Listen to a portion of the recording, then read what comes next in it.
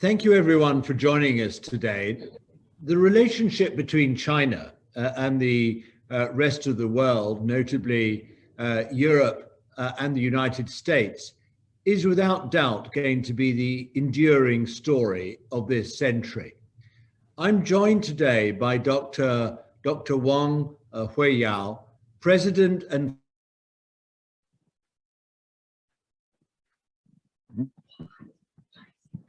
Counselor to China's State Council, who's going to take stock together with me in this conversation of where this relationship is going. I'm Peter Mandelson, founder and chairman of Global Counsel, which in recent years has developed a significant China footprint. We have seen demand for our services of policy analysis and analysis of political risk from Chinese corporates grow as the political and policy environment becomes more challenging. We're also advising international companies and investors on China inbound issues. A number of our financial services and natural resources clients are increasingly focusing on the Chinese market. And we're advising a growing number of UK, EU, and US-based investors on policy developments in China, from technology to real estate. In February this year, we were pleased to host a successful business dialogue with Premier Li Keqiang and the chairs and CEOs of nearly 30 of Europe's largest companies. And it was certainly more than a backslapping event. It was certainly not just a talking shop. We really got into some very detailed policy areas. And we hope to do more of these policy-based events in the coming months. Today, Dr. Wang and I will discuss the direction of Europe-China relations, looking at what is driving policy thinking in Beijing, in London, in Paris, Berlin, and Brussels. And importantly, how this is impacting what is an increasingly politicized global business environment. We will open up for questions towards the end of the discussion, so you can direct yours through the chat function if you want. So, Dr. Wang, perhaps we could start with the view from Beijing, because in Europe, there's definitely a change in tone regarding China, with more emphasis on trade defense, a heightened concern about technology and cybersecurity, and there's also more activism on human rights issues. The ratification process of the Comprehensive Agreement on Investment, the CAI, has halted now, and EU countries are under pressure from the United States to treat China with suspicion, bordering on hostility.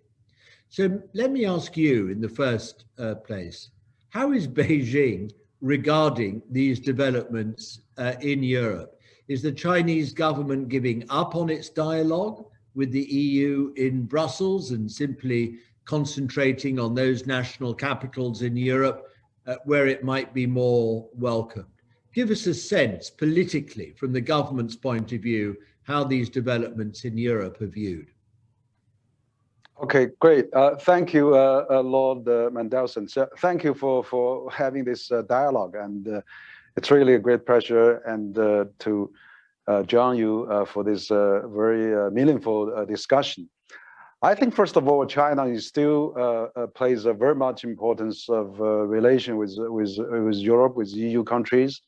As a matter of fact, I know there's quite a few ambassadors, actually, former ambassadors are traveling in Europe right now, and China always holds a very strong, the high-level relation with EU, and President Xi has actually quite often spoke to EU leaders, to German, France, and Italy, Spain, and many other leaders. So I think that relationship is really important. I agree with your opening remark that, of course, the sentiment, the environment seems changing quite a bit. I think the reason for that is many factors. I think particularly last few years we have China-U.S. trade war. We had this tariff going on, and also current these 2 years, this pandemic doesn't certainly help the dialogue, the communication. So there's a lot of issues on that, and also, of course, there's a structural issues, there's economic frictions, and of course there's a communication problem as well. But I think in general, China plays a very important priority of relationship with EU from a government point of view, and also that, as a matter of fact, there's still a lot of European companies very active in China. The government-to-government dialogue is still open, and so it's those negative sentiment, somehow if there's in the European countries, is really depend how we can handle that, how we can have a dialogue, have a discussion, and have a really a mutual understanding of those issues. So I would, yeah. Do you think that, I mean, after China's entry to the WTO in 2000, 2001, there was very much a sense of, Europe and America embracing the rise of China. Is there a feeling now, which has grown during the last 5 years, that policy has reversed, that we're no longer welcoming the rise of China, and that somehow, we want to put China down or, back in its place? I mean, what's the evaluation of the change that's occurred? Yeah, you're right. I think that this year actually just marked 20 years anniversary of China joined WTO. And as a matter of fact, since China joined WTO, China's import from the world has gone up 6 times, and China's export to the world has gone up 7 times, according to WTO numbers. And of course, China now still provides the largest public goods, the Shanghai import-export, the largest in the world, and probably the only one now happening. So there are feelings. I think it's really, China is dependent on how Western countries view China. And President Xi and President Biden in their last week's virtual summit, and President Biden said something very significant. He said, okay, U.S. does not seeking to change China, and U.S. does not seek alliance against China, and also the U.S. recognized one China policy. So I think those are really what Chinese government wants to reassure from U.S. So if U.S. does not seek to change China, if that is really the new attitude, I noticed that President Biden also said during his withdrawal from Afghanistan, from now on, U.S. do not seek nation building anymore. So which means they don't, 20 years ago when they welcomed China join WTO, they think, okay, China will become one of us, we'll converge. But now, they recognize the fact, China probably is quite unique, and they have a long history and its own characteristics.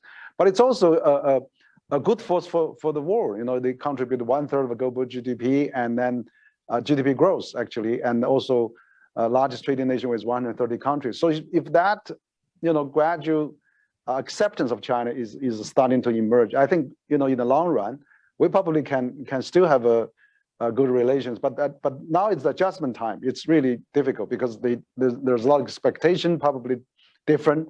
What's happening is not different. But China is doing relatively fine. It's been a stabilizer of the global economy and become the largest market probably in a short time. So I think this kind of understanding and mutual acceptance is very important.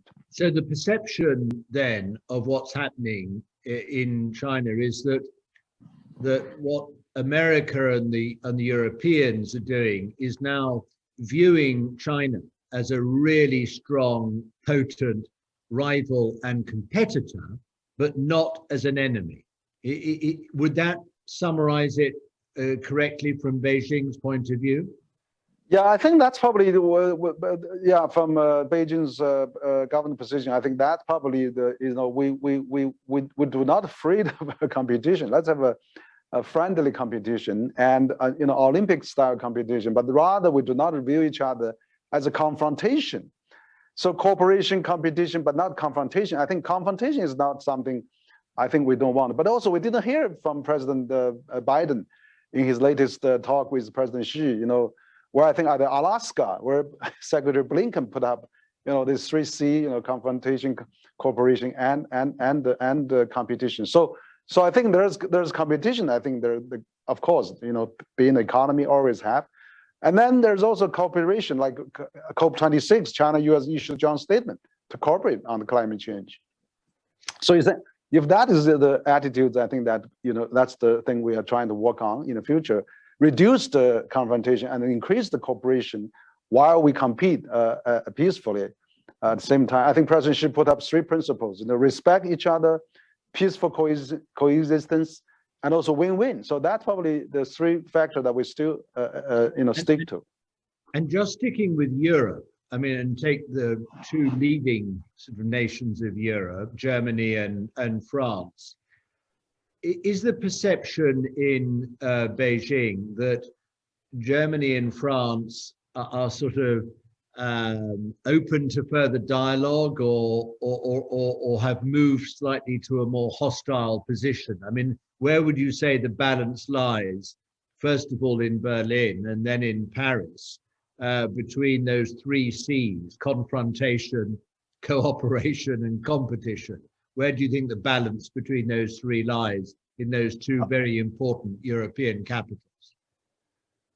Well, I think that we had a new chancellor now in Germany, and Scholz. I was with him at the Munich Security Conference at the same panel just about a year ago. And what I think is actually, they all emphasize, even President Macron has also emphasized the strategic independency for Europe. That's important to have.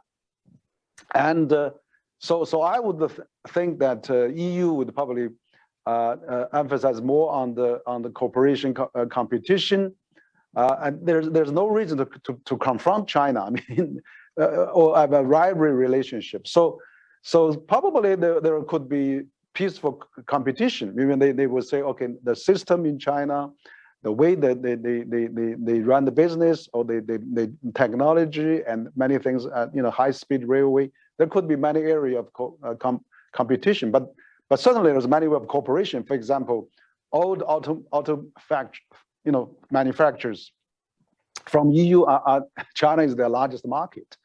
BMW, Daimler, and Peugeot or Volvo, whatever. So all are working very actively in China. So I think that Europe certainly, geographically we're so far away. We do not have a geographic conflict, and as we're having with U.S.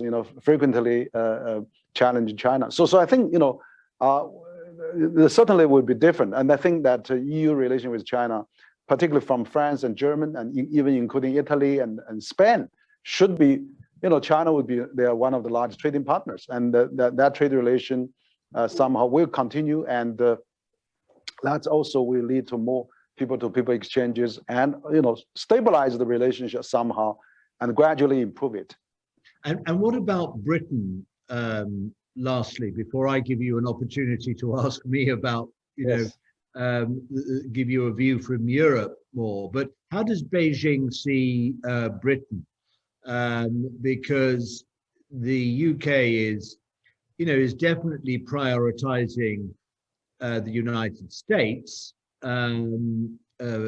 inevitably since our departure from the European Union, and that's affecting Britain's policies towards China, as we saw recently in the launch of the AUKUS military alliance with the United States and Australia. So how does Beijing view post-Brexit UK? As friend or foe, or somewhere between those 2? I think it's kind of a mix, because UK. I mean, since Theresa May mentioned about global Britain, I mean that's the policy now. British government seems to adopt, and now they're getting out of the EU, but then they are looking far east, and of course this AUKUS has really, I think that created a lot of bad feelings.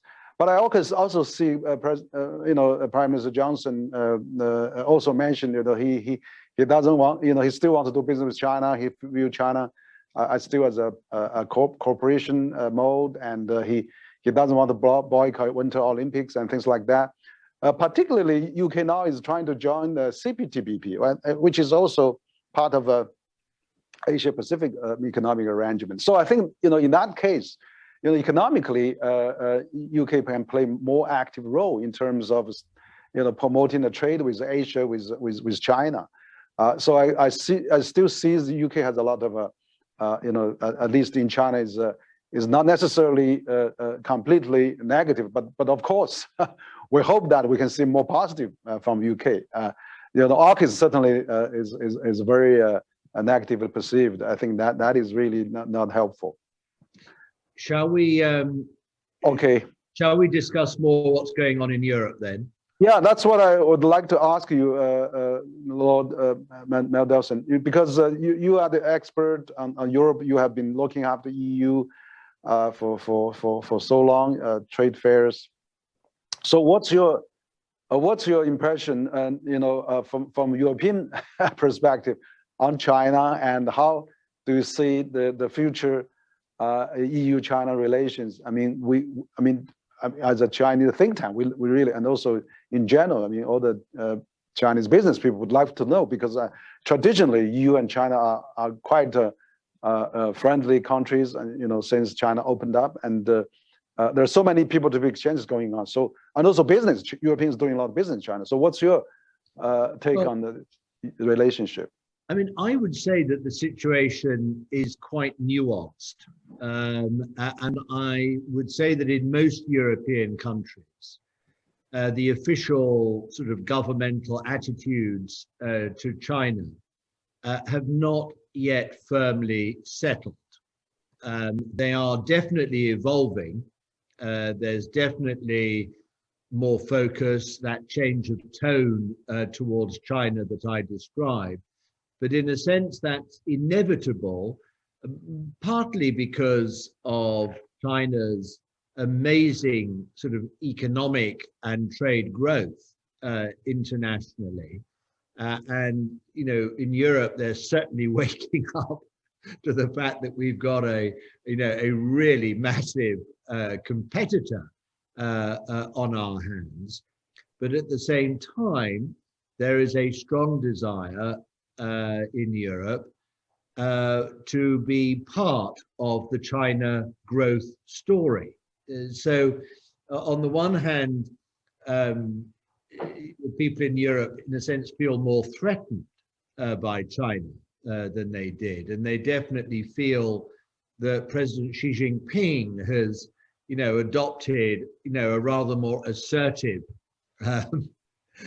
approach to world affairs. I mean, people say in Europe that Mao Zedong enabled China to stand up, that Deng Xiaoping started to make China rich, and that what Xi Jinping is now doing is making China powerful. And Europe is sort of taking note of that and taking stock and evaluating how we're going to come to terms with that fast-growing economy of China's and its presence in the global economy, but also how a more powerful China is going to assert itself in the rest of the world, within the international system. Whether China is really going its own way and, in a sense, trying to create a parallel Chinese-dominated Chinese system, or whether instead China wants to remain part of an evolving post-war international system, but simply wants it to adapt and to take on reforms that take on in greater account of China's rising power. So this debate is quite a keen one going on in Europe. But as of now, of course, we're now in a position where the EU and China have each sanctioned each other's public officials. I mean, this is not good.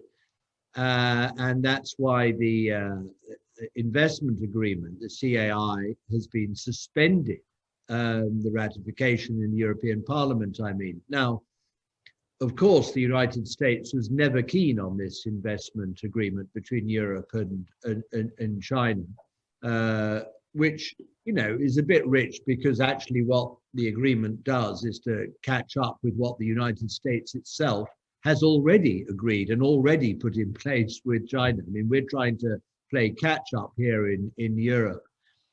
But what we're facing now is a situation where the United States, and this is a continuation under President Biden from President Trump, you know, seems to want to build a common front with the European Union on global economic, technological, and standard-setting issues. In effect, a common front, you know, directed against China.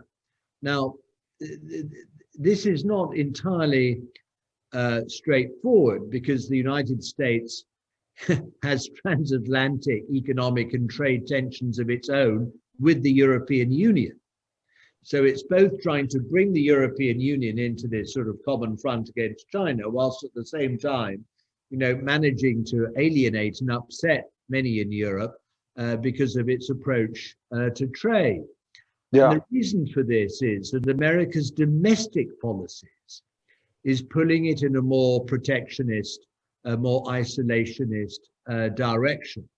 And that affects its transatlantic political, economic, and trade relationship with Europe. And it's not pleasing the European Union. And I think that in a sense, this highlights a wider problem for the United States, including in Asia Pacific, where the US is trying to build political alliances to offset China's power in the region, but without extending trade opportunities to those countries it wants on its side. And in that sense, America's global strategic interests and its domestic political pressures are really clashing. They're not aligned. And I think this is quite a dilemma for the Biden administration. I'd say that the EU as a whole and most European countries, and this needs to be emphasized by me, are clear that they are not neutral between the US and China. I mean, we are in Europe, American allies and partners, first and foremost. But they also in Europe, European governments, don't want to feel that they're being forced to make a binary choice between the US and China. Yes. And for now, they believe that they can avoid doing so. You know, and they also, frankly, do not support a trajectory leading to a new Cold War between the West and China.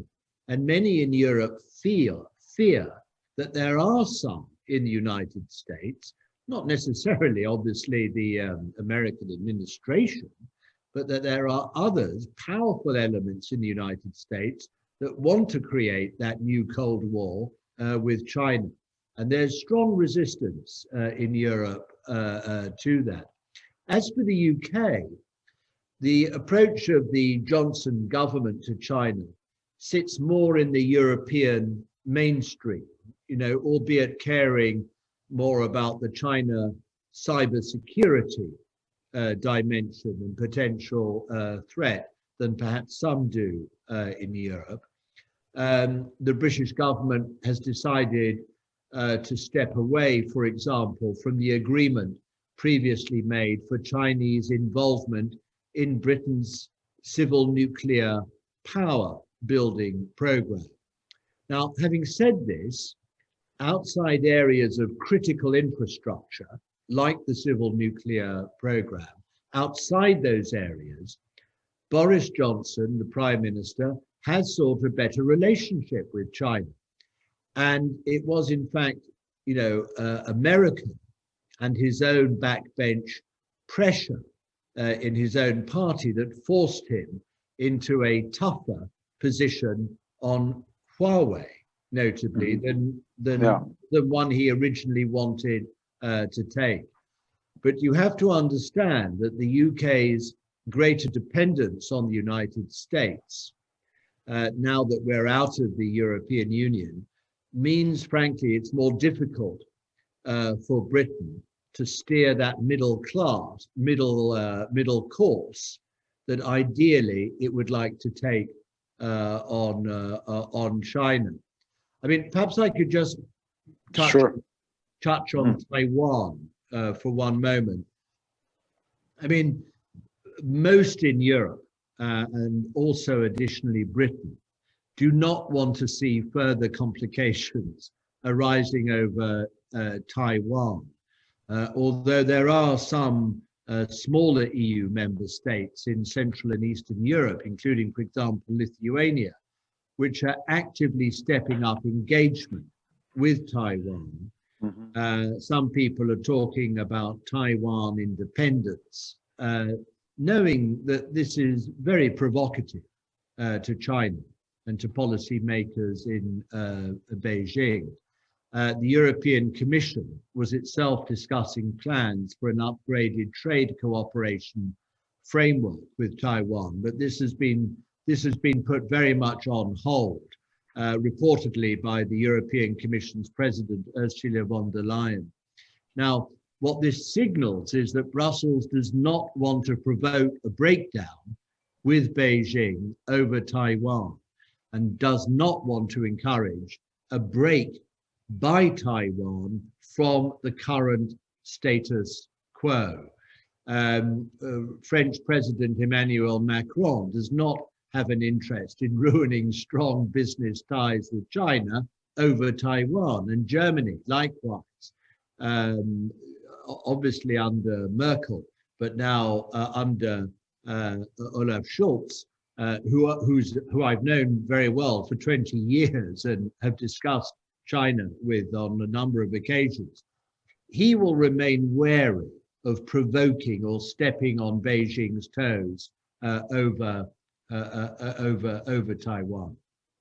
Yeah, no, thank you, Lord Mandelson. I think your analysis is quite wide-ranging and reflect some of the key messages. Of course, I think EU has its strategic independence, and even President Biden said he doesn't want to build up alliance against China, or he doesn't want to divide into camps. I mean, he said that at the UN General Assembly this year as well. So, but in reality, I think it would be extremely difficult for US to set up an alliance against China. And of course, I appreciate that EU doesn't also want to see Taiwan issue, is really got out of hand. In Taiwan independence really is like President Xi said, is playing with fire. So I think that I certainly highly value that your comment that this EU strategic independence. I mean, it's really important.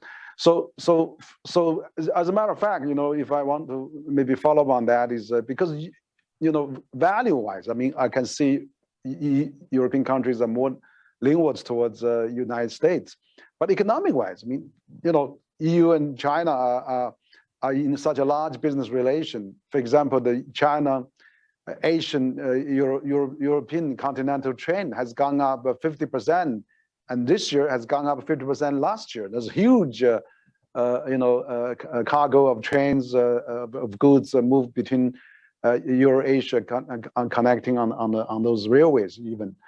So what do you think of this potential that would be someday, European countries will say, okay, look, I mean, China may have a different system with us, but China, can be, 30 years ago, 20 years ago, you cannot expect China so quiet and so low profile. I mean, it's already grown up. I mean, it's no longer children anymore. So then can we really deal with China as an adult, as a grown up, and also as an equal partner, rather than we say, oh, China was really quiet in the past, how come you are not talkative?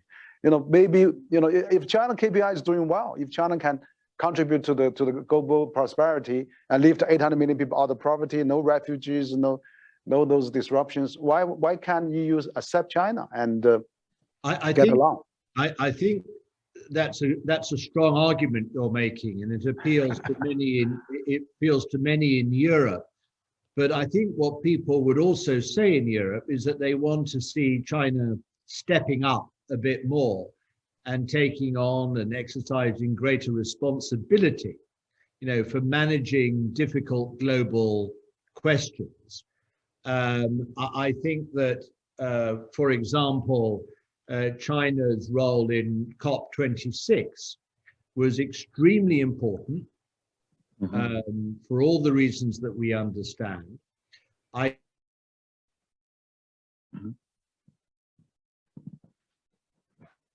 Go for COP26, and I think that there is a question mark in people's minds about whether or how far China is going to be prepared to take on the responsibilities of such a great and rising power within the international system. To what extent is it really going to perform and behave like a responsible stakeholder in the international system, and itself take initiatives and show leadership, for example, in respect of the rules-based international trading system and the WTO and its rule book? Is China going to take the lead in saying, well, actually, yes, the WTO's rule book does need to be updated. It does need to be reformed, for example, to take account of, heavy state subsidies of industry of the sort that we see in China. And I think that people in Europe and the United States would feel encouraged and would feel better towards and about China if they felt China was taking the initiative more in trying to make the international system stronger, its rules modernized, and for the multilateral system to perform better for everyone's interests.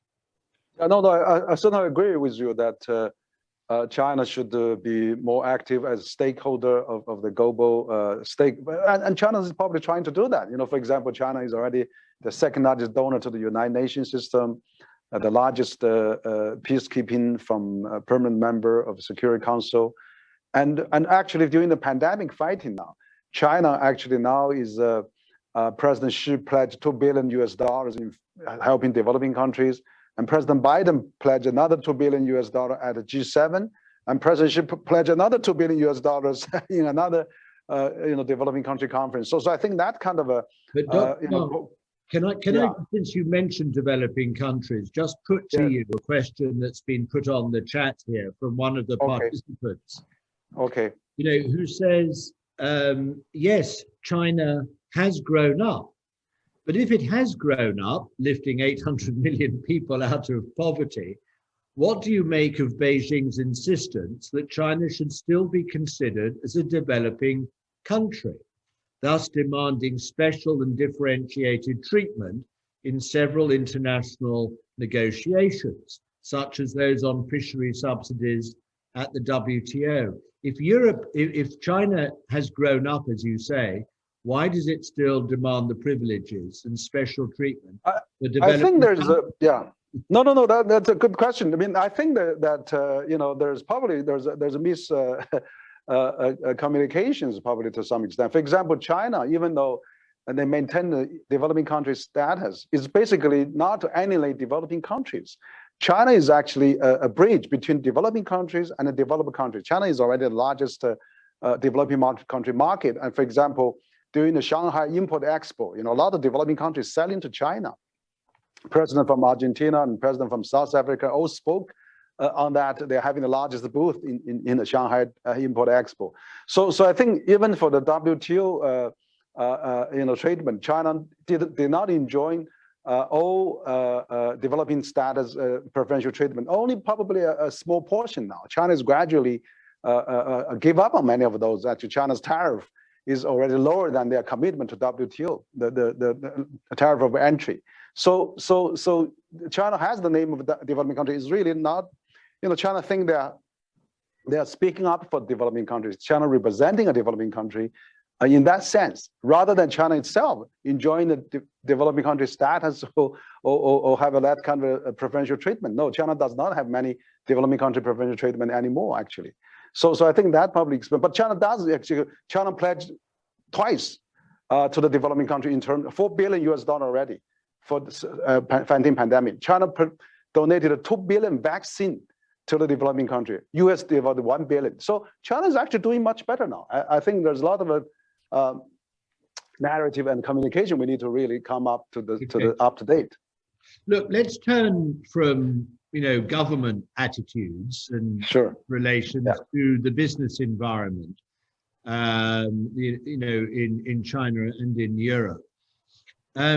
President Xi said during his meeting last week with President Biden that it's important not to politicize economic relations. A bit late for that, possibly, but a couple of days after, Vice President Wang Huiyao, who I remember very well because he was my counterpart when we set up the EU-China high-level mechanism to try and iron out some of the tensions and difficulties we were having then. Wang Huiyao said that China remains open as ever to foreign businesses. But at the same time, China's Ministry of Commerce, in its 5-year plan that was published in late October, said that it believed foreign investment into China would stagnate or even drop over the coming years. Now, what's your view on this and the reason for it?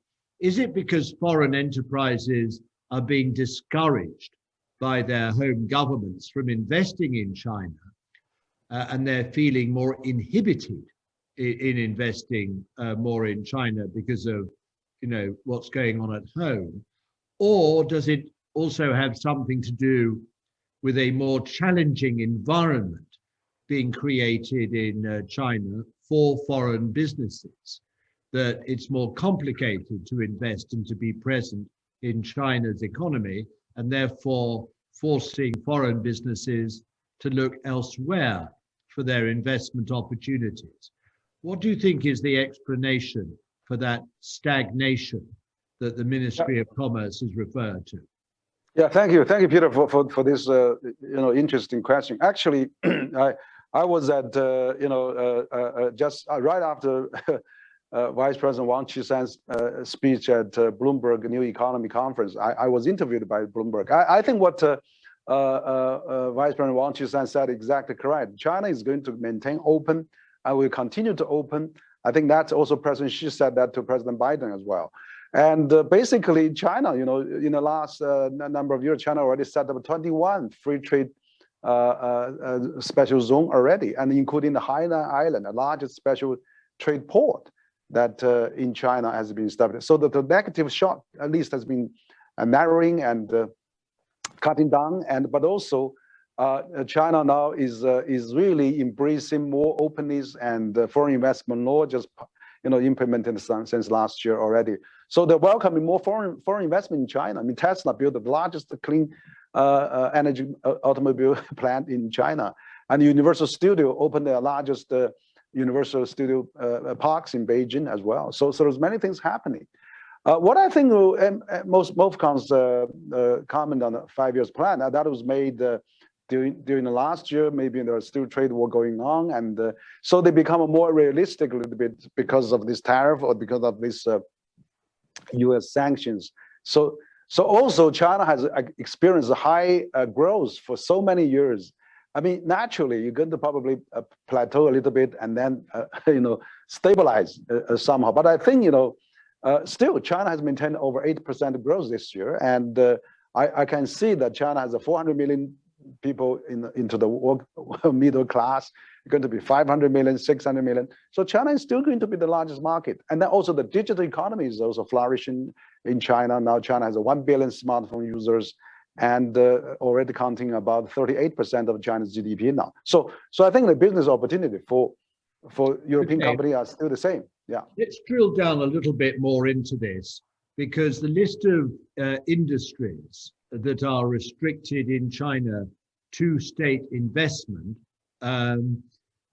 restricted to state investment, whether it be Chinese private or foreign private investment, that restricted list is shrinking gradually. But some industries still remain sensitive in China.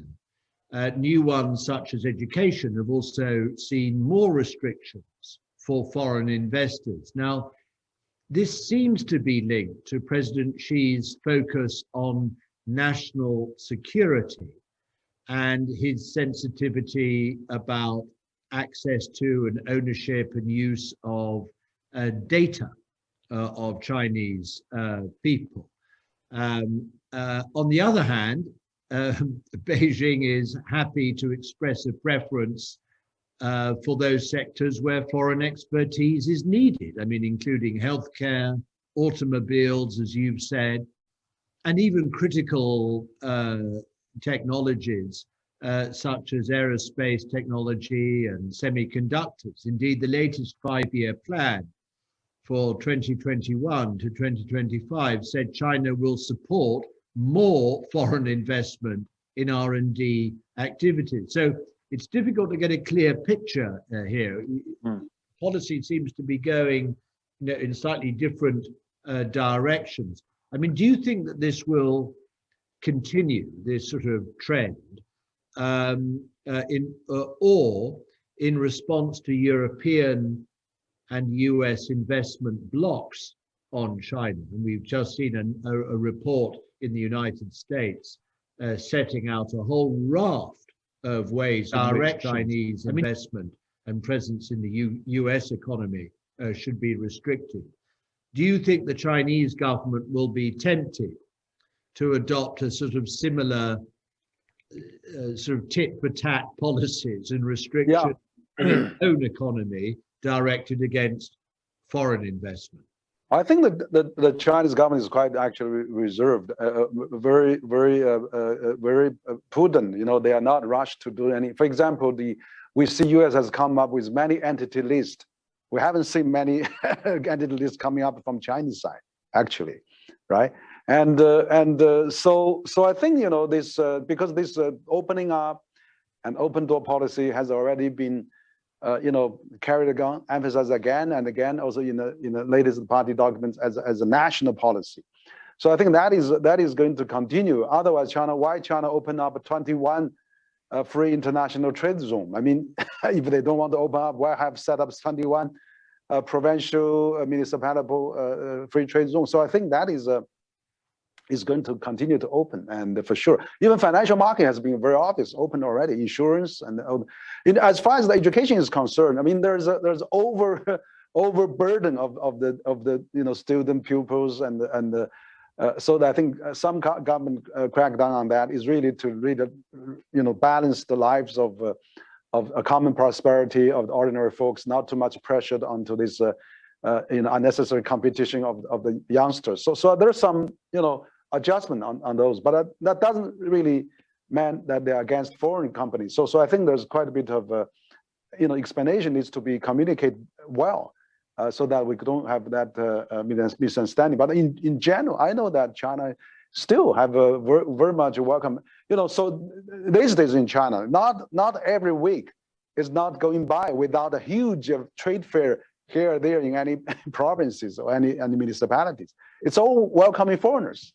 What about IP rights and protection? Because this has been a very sensitive issue for foreign companies in China, because they are very alive to the risk, the danger of IP theft or IP leakage, if I could use that neutral term. Now, my old friend Chen Deming, the former Minister of Commerce, who I worked with when I was Trade Commissioner, he has called for a paradigm shift in how the Chinese government deals with IP. What do you think this will mean in practice? I mean, President Xi has talked about a new rule of law society, which places greater emphasis on property rights and effective dispute resolution through the courts. Do you think there's going to be a real step forward that foreign investors and businesses will benefit from in respect of IP rights and protection in China? Or is this still at the rhetorical stage? Yeah, no, I'm glad you mentioned about Minister Chen Demi. He's a senior advisor of CCG. And what I think China now, it's probably different than what 10 years ago. For example, China now wants to join CPTPP. And one of the first priority for CPTPP, you have to have IPR protection. Because China now is already the largest applicant of patents already. There's more worries from Chinese companies are worried about their IPs being lost. And so this kind of culture is really very much emphasized now. China just had a new foreign investment law implemented, and any violation of IPR would be severely punished. So I think that is already there. But Mr. Lord Mandelson, I would like to ask you, for example, China actually wants to invest in EU and in many other countries. China has a huge investment capacity now, and China infrastructure-wise is probably one of the best in the world now. And then G7 actually, including EU, has proposed this Build Back Better World, B3W. And why not BRI and B3W can work together, and maybe Chinese investment into EU can be more. I mean, even companies like Huawei. I mean, there's too much talking about that, but it's really a practical, a very efficient company. I mean, so we cannot enjoy the benefit of these inventions or advanced technology from China. Rather, we are now have this geopolitical concern that we are throughout bathwater with babies now. So what's your take on that for Chinese business investment in Europe? Very good question, and a lot to unpick there. I mean, on Huawei, there was just a feeling, but it was driven, as we know, very strongly by the US administration under President Trump, that to have Huawei absolutely at the core of our sort of telecom and 5G core infrastructure was too great a danger. You describe Huawei as a private company, and technically it is, but it's also seen as close to the Chinese state and willing and able to cooperate strongly with Chinese intelligence and military authorities. Now, because of that perception, there was a feeling that in Europe we had to be much more guarded, that we had to put in place quite strict protocols that kept Huawei kit and Huawei equipment more towards the periphery of our connectivity, of our infrastructure, rather than at the core, in order to limit the risk or the danger that Huawei's supply may be taken advantage of by Chinese state authorities. Now, that, as we know, was not good enough for President Trump. He wanted Huawei equipment completely stripped out. Yeah, the unfolding 5G network, out of 4G as well. But putting Huawei aside just for one moment, I mean, what's going on in Europe is a great debate about how autonomous Europe should be in economic, industrial, technological terms, whether there is such a thing as technological sovereignty, European sovereignty, that can be expounded and implemented, that would make Europe essentially resilient, self-sufficient, and not dependent actually on either the United States or China in key industrial sectors and technologies. It's actually, this emerging doctrine of strategic autonomy, or open strategic autonomy, because Europe doesn't want to give the impression it's closing its markets and closing its economies to outsiders, but is nonetheless being more vigilant about the resilience and self-reliance that it needs to operate. This is something that's emerged in the EU essentially since Britain left, and in some people's view, since we saw French influence growing in the EU. I mean, essentially, it seeks to promote the integrity and control of strategic value chains in areas such as vehicle manufacturing, payments, energy, chemicals, and it seeks to reduce dependency on certain products or services that are produced outside the EU and or to different standards from those in Europe. Now, in this sense, you could see it as an evolution of Europe's traditional desire for a level playing field, between Europe and the rest of the world. Although some think that actually strategic autonomy is a rather cute modern word meaning protectionist. Yeah, no, I think this kind of a mistrust issue is really severely, damaged the trade relations. I mean, Huawei about 10, 15 years ago almost sold completely to Motorola, already passed the Huawei, and the Motorola board turned it down. If it's government owned, it cannot be sold to Motorola. But also, if we have that kind of amplifier on the security, then what about, Boeing we've been writing? What about, all those automobile made by foreign company in China? It's all can be, national security issues. So that's really, we have to really come to terms on how we can work together, actually. But what we're seeing, Dr. Wang, let's be frank, is national security, which at one level is a completely legitimate concern, by the way, and we need to protect ourselves, each of us do, from cyber disruption or invasion from hostile actors. But at the same time, national security is being overused and overemployed as a pretext for protectionism. Absolutely. Quite honestly. Now, I think that in Europe, it's going to take some time for this whole approach to unfold and clarify.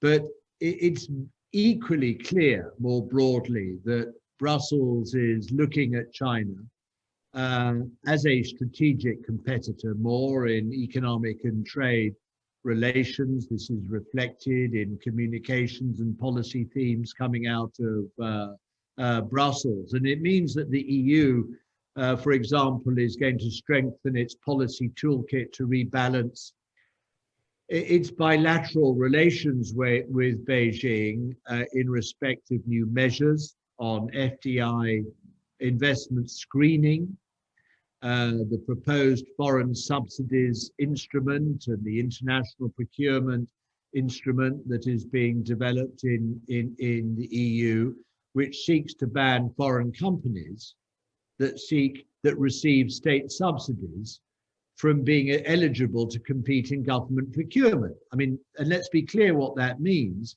In Europe, they want to have an open market on government procurement, but they feel that Chinese competitors are so subsidized by the Chinese state that it's creating an unfairness in competition between Chinese companies and European ones. And what Brussels is seeking to do is to balance this up and use policy instruments to make sure that there's a more level playing field.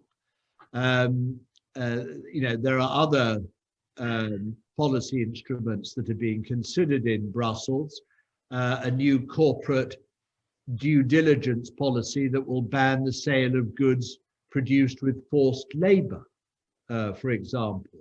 And you need to be very well aware that the position of the Uyghur population in China has attracted huge attention and debate and concern in Europe. And there's a real feeling that, that we're taking goods from China that shouldn't just be viewed, in terms of their country of origin. I mean, where they come from, but how those goods are made, and are they made through the involvement of what some people there's a labor. So this is another area which is opening up of great sensitivity in Europe. I think that's exactly where the mistrust coming from, because for the issue of Xinjiang, the forced labor is really, it's not true at all, because 70% of the so-called cotton picking of forced labor, but 70% of cotton picking is right done by machine now. There's no labor there, actually. And then, people don't come to Xinjiang. I mean, Xinjiang is open to all foreigners to come and visit. I mean, if they come to see with their own eyes, they will draw a different conclusion. But also talking about subsidy and things like that. That's exactly, I think you're right. We should have international policies to coordinate that. I mean, that's why China wants to join CPTPP, where there is a course on SOE reform, and competitive neutrality could probably be the case that China would be interested, and also let's reform WTO, not blocking it, not blocking the judges. And China is willing to have all those multilateral system. That's why China is always saying, the multilateral system of UN, WTO should be, supported. I think we should really talking through all those platforms.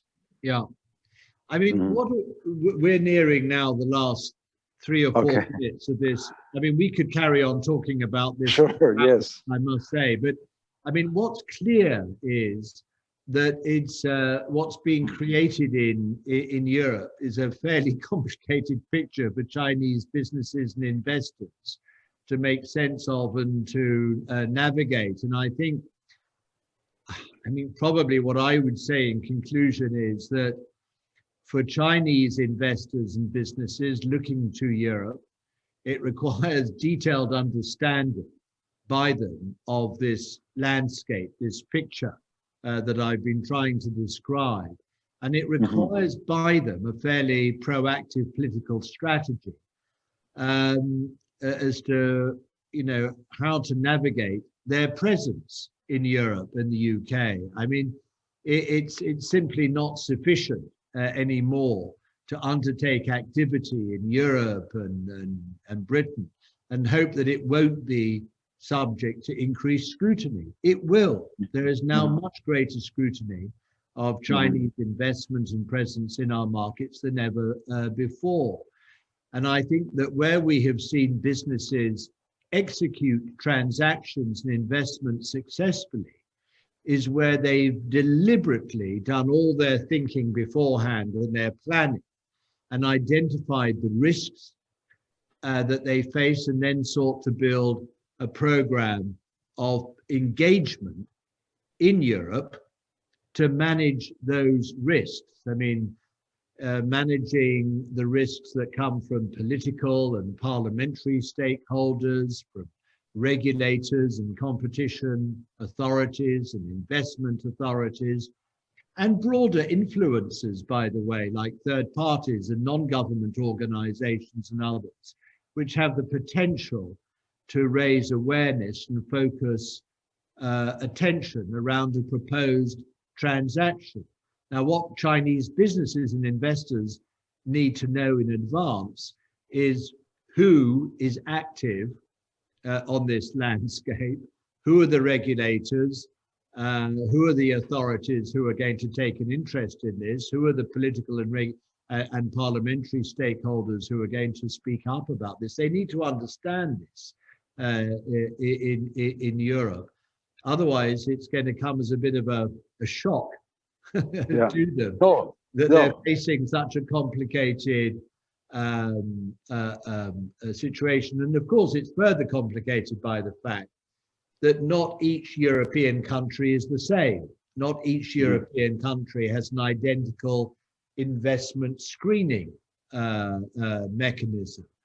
And your investment success rate is going to be better in some European countries and less than others. It's a very complicated landscape, is really what I'm saying.